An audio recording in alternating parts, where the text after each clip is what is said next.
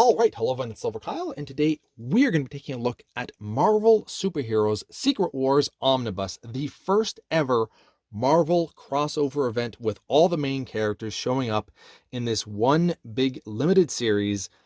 This is essentially what started the big crossovers, right? We would always have characters kind of showing up here and there, but never to this extent with all the teams showing up. And as you can see, it's a rather thin omnibus. It's more like an oversized hardcover. It's 496 pages, so just 4 pages shy of the 500 mark there. It's so weird to look and only see this many comic books as well. That's crazy to me. But they do price it accordingly. So it's $75 in the US, $93.75 in Canada. I think I ended up paying $66 with tax included from Indigo. And this is slated to come out on January 10th, I believe. So this collects Marvel Superhero Secret Wars 1 to 12, Thor 383, She-Hulk number 10, and What If number 4 and 114. So that's kind of interesting that back then there wasn't, as you would have your limited run or your limited series, and then you'd have just a few other tie-ins here and there. Like there's not a crazy amount of additional stuff here. Take a look at the flaps. It's just the left-hand side kind of talking about the event itself, and the right-hand side, the creators. And this was a pretty big event, though, in terms of at least Spider-Man, and minor spoilers what happened to Spider-Man, but this is where he gets the symbiote suit for the first time. And I think that this was inspired by a toy line. They wanted to create a toy line, and they wanted to use this as kind of the backdrop to that.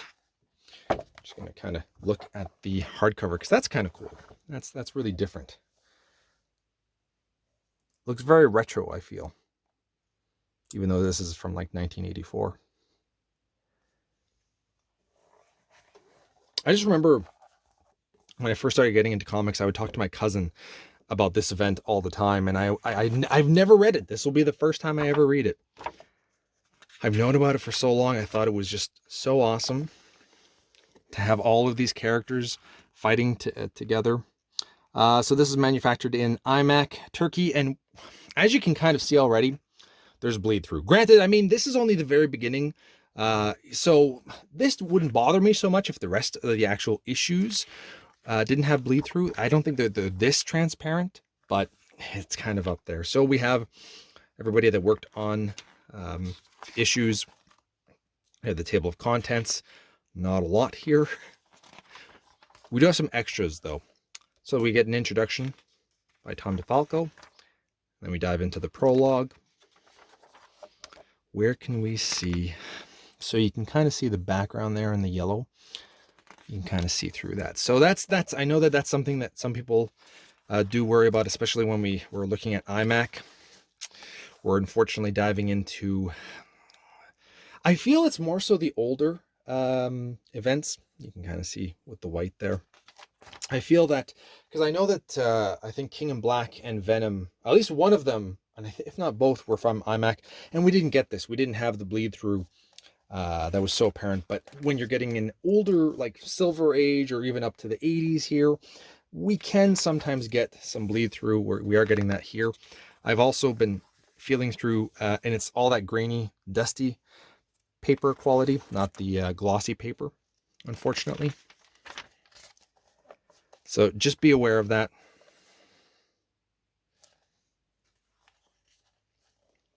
You can see the word bubble over there. Can you see that? Yeah. Just to kind of show you what you're going to be dealing with.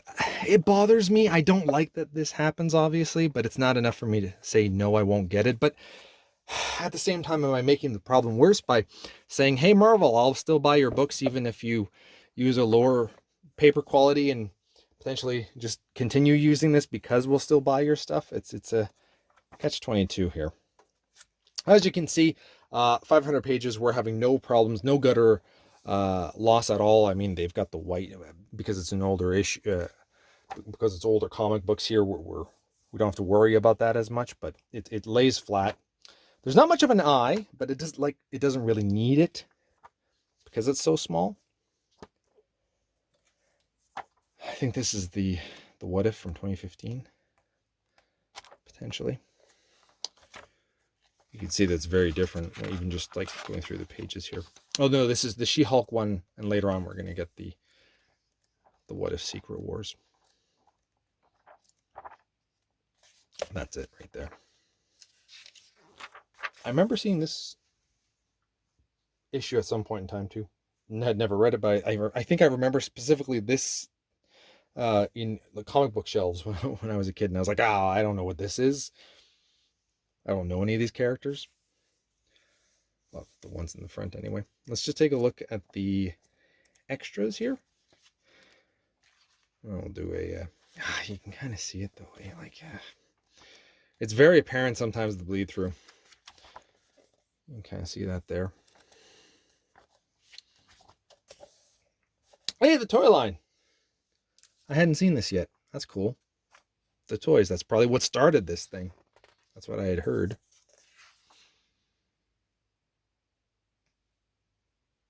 Man, as a kid in the 80s, these would have been cool. I mean, Wolverine kind of looks derpy there. Not my favorite Wolverine, but Spider-Man 2 doesn't look the greatest. Captain America looks good. Iron Man looks good. Dr. Octopus looks awesome. Kang. That's a cool Spider-Man. Daredevil. Yeah. Some of these are kind of nice. Got some more Electro. Looks nice there.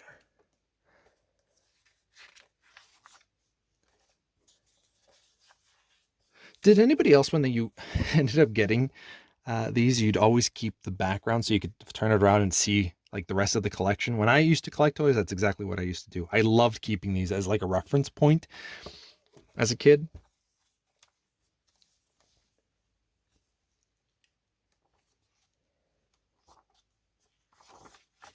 Oh man,